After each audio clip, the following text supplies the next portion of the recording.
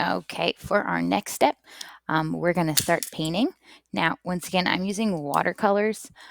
If you don't have watercolors, I suggest crayons for this because you can mix colors with the crayons. If you choose markers, markers are just solid. But a cool thing about markers is you could turn them to paint. So if you wanted to use markers and then you have a brush and a cup of water, that's a really good option as well. So remember with watercolors, first thing we're going to do is wake up our colors. So we're going to take the water very gently, tap, tap, tap. I'm going to choose to wake up every color because I'm going to end up making probably flower of every color. My yellow is looking a little low, but that's okay. Popular color, and I'm going to need that for my daffodil. Green I won't really need because I don't have my stems yet. Wake up my blue. And remember, if the color is lower in your palette, it's going to take more taps of water to fill it up. So blue took longer, or turquoise blue, sorry. Here's my regular blue. Tap, tap, tap. And my violet. Okay, so I'm going to put it over my vase right now. I'm going to start with my flowers. Remember, once we have the puddle and the color, you don't need to go to the water cup. And the cool thing is, as I paint it in, you notice it stays inside the lines. If I wanted to blend colors, I'm going to start, and the cool thing is, watch, I can go right over the line, and the line's going to stay there. It's a little bit of a resist.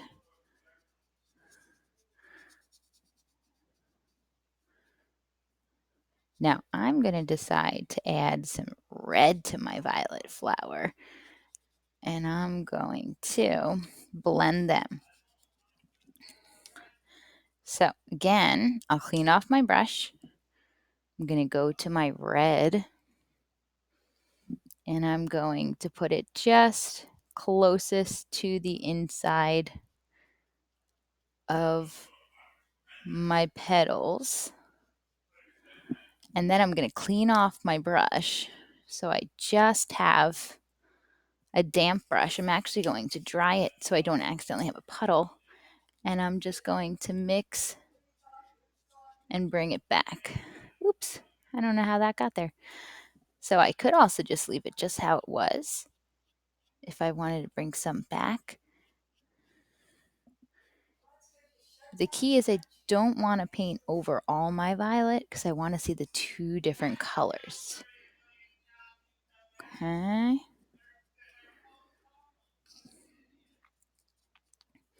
And I'm going to decide, I'm going to make my middle orange.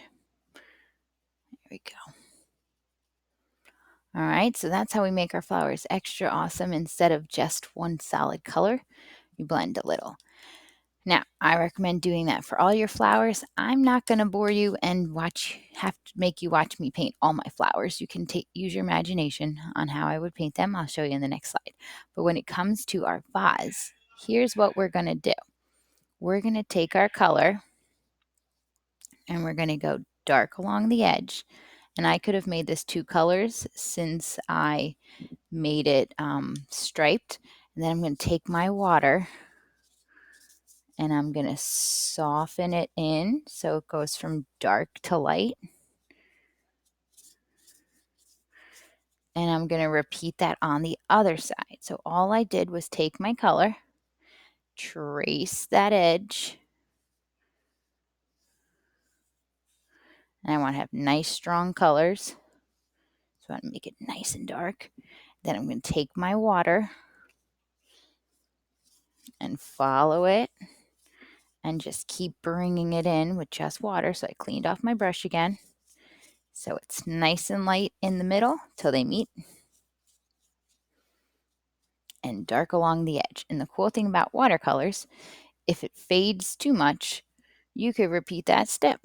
So over here, if I want a darker blue, I go along my edge. Notice it's going to follow the water, so I got to catch that really quick. Clean it off. Take my water, soften it. Take water, soften it. And if I have a little puddle like I do up there, I can just tap, tap, tap to get rid of that dark spot.